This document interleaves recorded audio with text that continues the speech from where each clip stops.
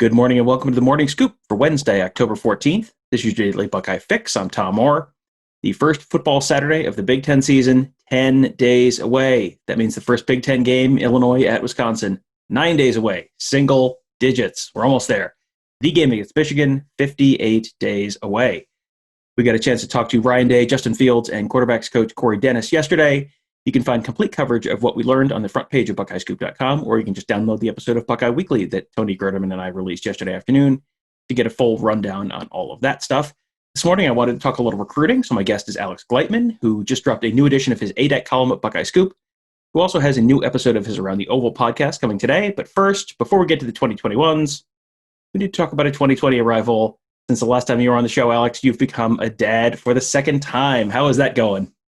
It's going good. Other than not getting as much sleep, which is expected, I can't complain. He's going 4.5 hour stretches during the night. So, me and my wife just switching off. It's can't complain. Everything's good.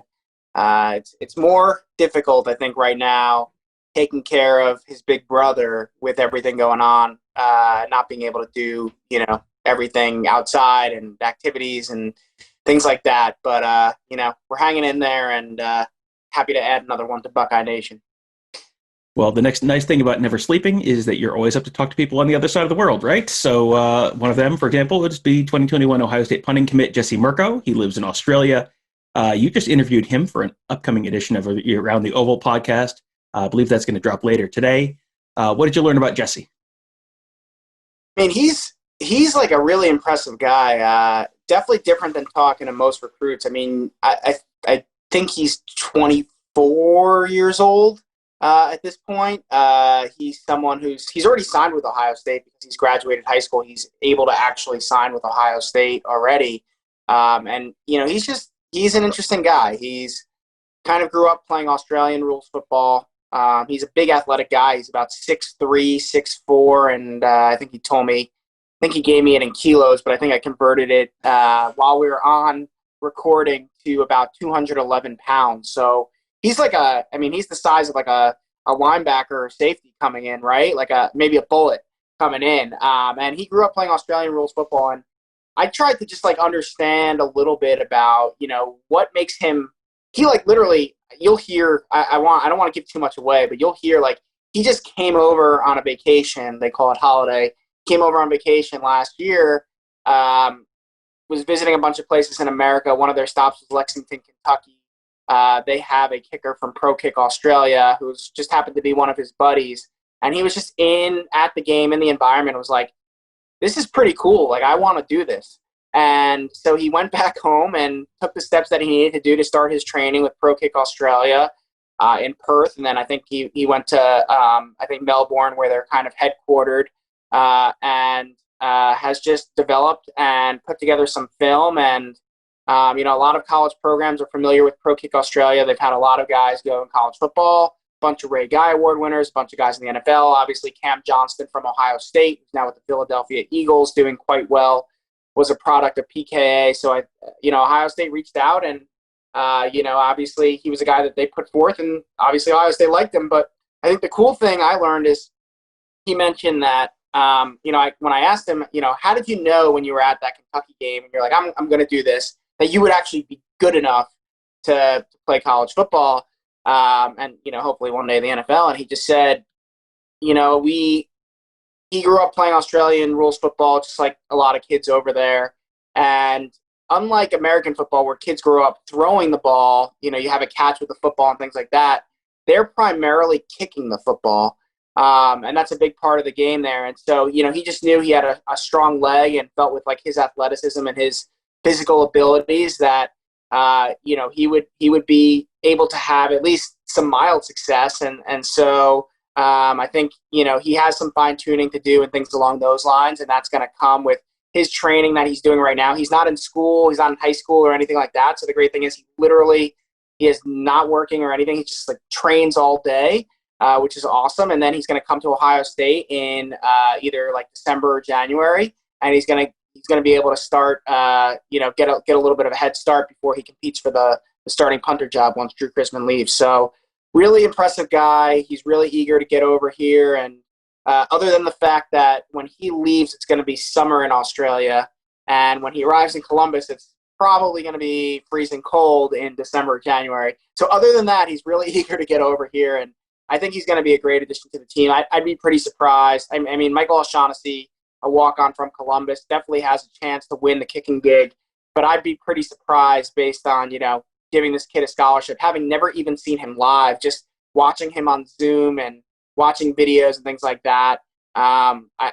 I'd be pretty surprised if he's not the next Ohio State kicker. So definitely excited to see what he could do over here. But Ohio State definitely getting a great person and seemingly a very talented punter coming in from Australia.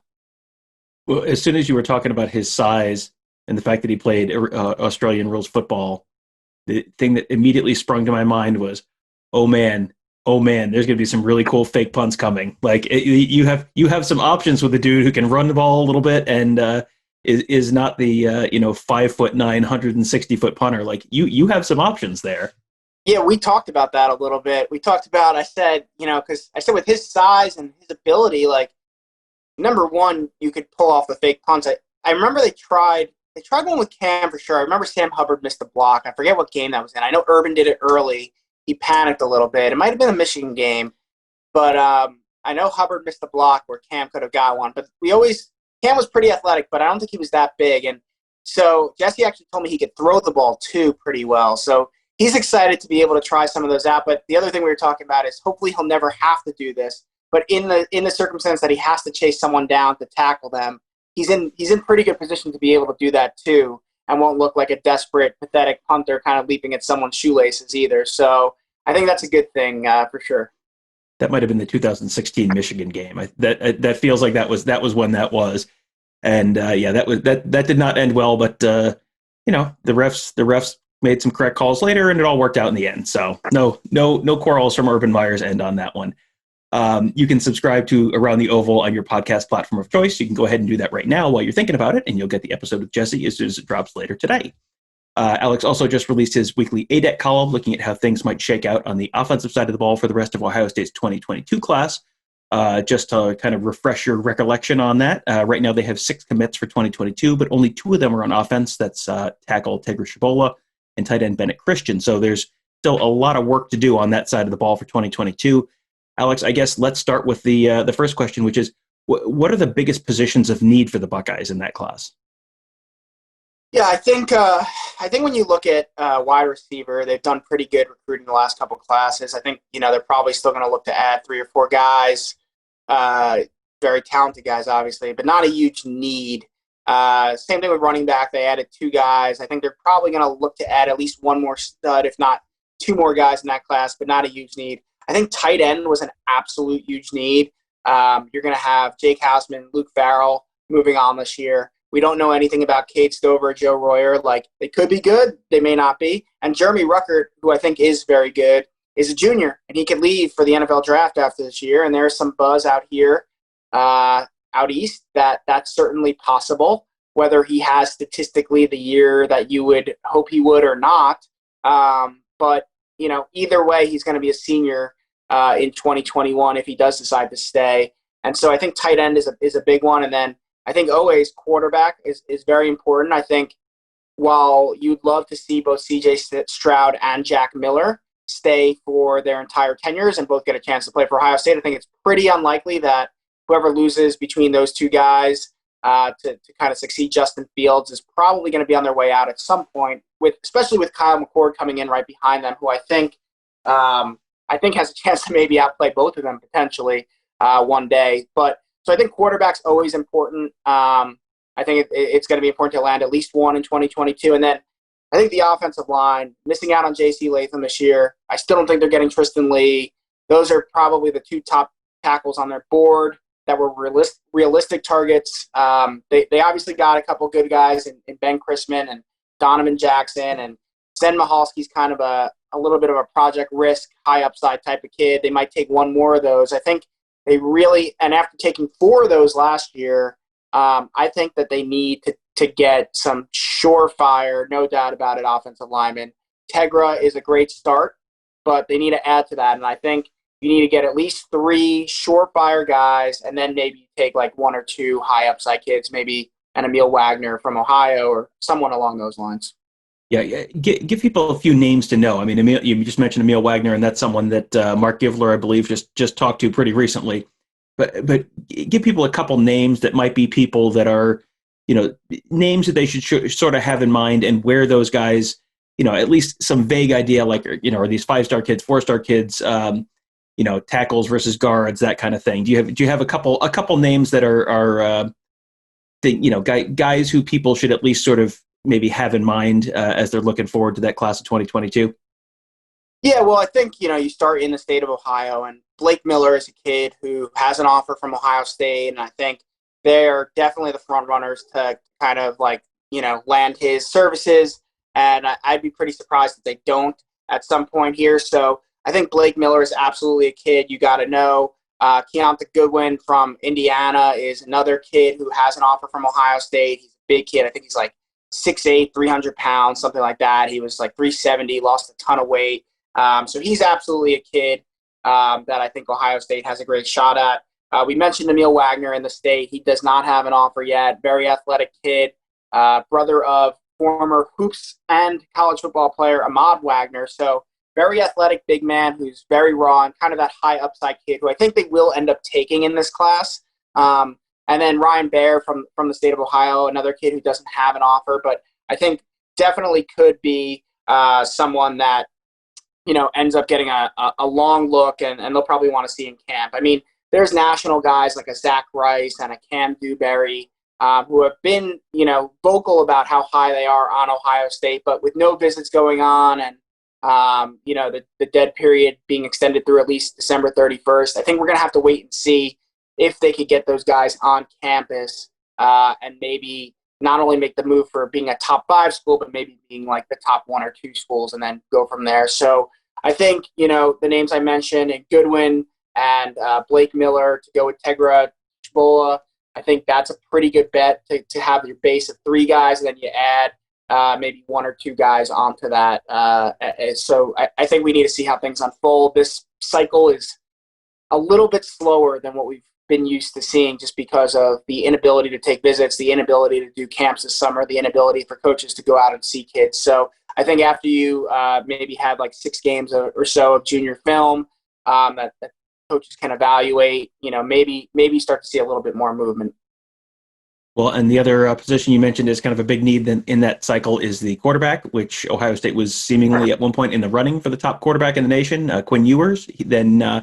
He committed to Texas a month or 2 back, but it sounds like that might be something to at least sort of keep an eye on, depending on how things go with Tom Herman, who is not, he hasn't been fired yet, and we'll see what everyone's financial situation looks like at the end of this season. But he is not on the firmest footing right now at Texas, and that could potentially, at least possibly, make Quinn Ewers consider opening that commitment back up.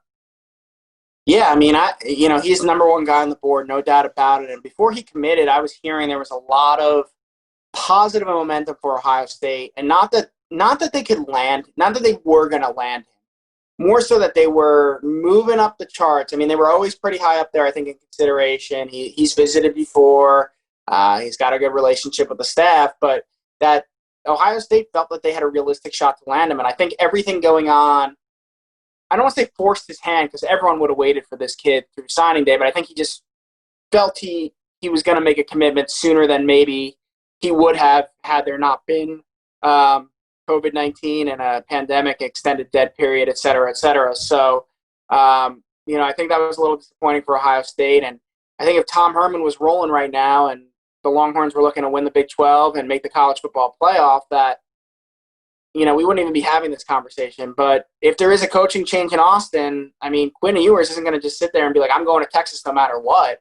He'll obviously look to see who's going to be the next coach, and does he fit in there? Does he have a relationship there? Is it still the best place for him to go? I still think Oklahoma is probably the biggest threat to flip Quinn, but I think Ohio State might be third. And, I think that's a great place to be if there is a coaching change at Texas, or if things continue to go south for them this season and Herman's clearly on the hot seat. Maybe they give him 1 more year because of, 2020 is 2020. And I don't know if Quinn's going to be, the good thing is he doesn't have to sign till at the earliest next December. So there's a lot of time there. Let's just see how things go.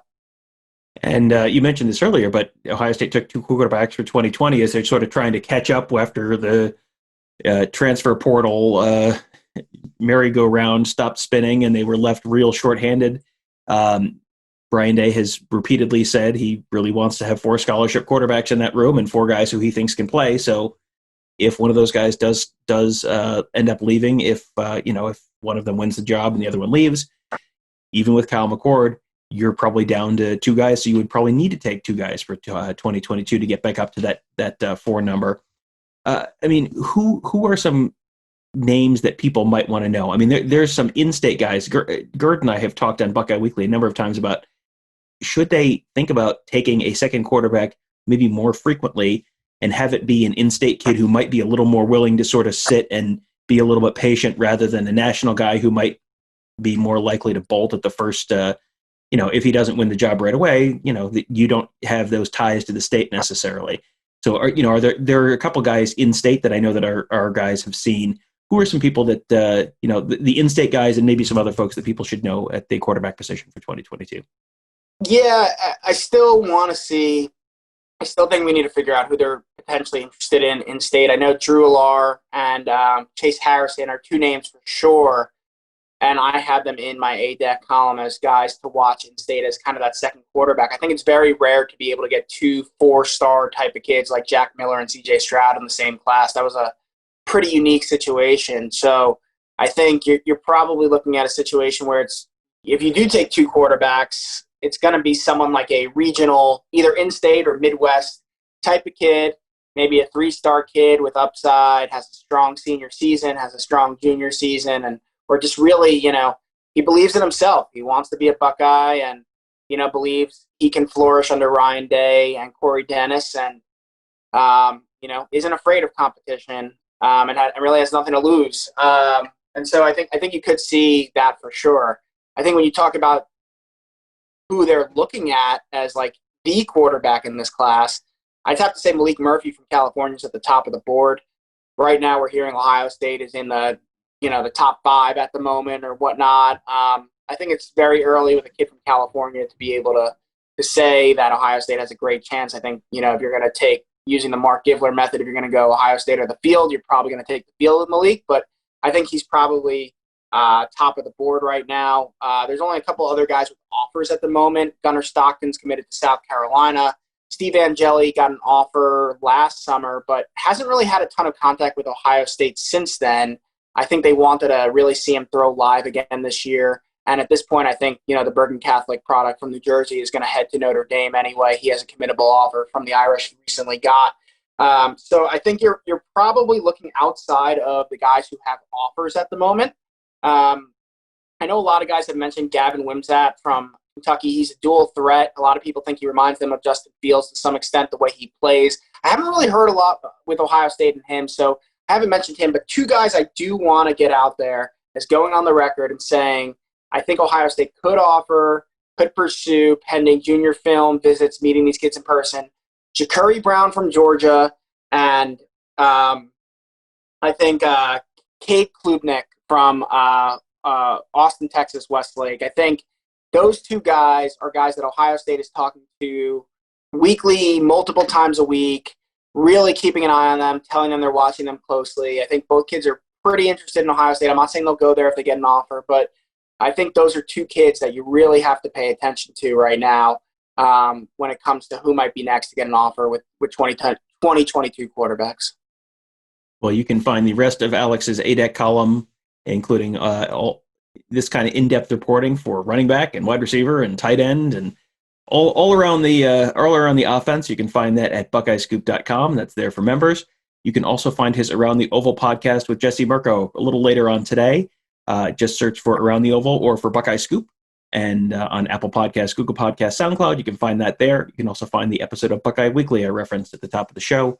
You can find that there as well, where we talked about the this year's quarterbacks and how that's all shaken out, who looks like they're in the driver's seat for the backup spot, and a whole lot more. And that is just That ADAC column is just another great reason to subscribe to Buckeye Scoop.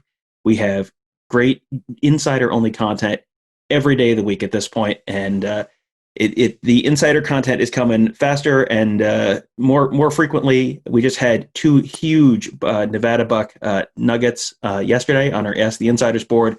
Really interesting inside information, both on practices and also who's the fastest player on the team. He has the answer. He has the numbers. Who is the most explosive player on the team? Who is he hearing is the most electric player on the team? All of that stuff, that was all on our Ask the Insiders board. That was just yesterday. That was just one day. So if that sounds like something you might be interested in learning more about, you can just go to buckeyescoop.com, subscribe right there. Just you can subscribe for a year or just for a month. That first month will include right now includes the Nebraska game, the Penn State game, the Rutgers game, plus all the excitement and lead up to that. And they are getting here real quick. We are almost there, 10 days away. So you can sign up at buckeyescoop.com. Also, make sure you check out all of our great podcasts, Apple Podcasts, Google Podcasts, SoundCloud. You know the drill. Just search Buckeye Scoop to subscribe and leave us a 5-star rating and a review while you're there. That should do it for today. Thank you guys all for listening. Have a great day. We will talk to you tomorrow.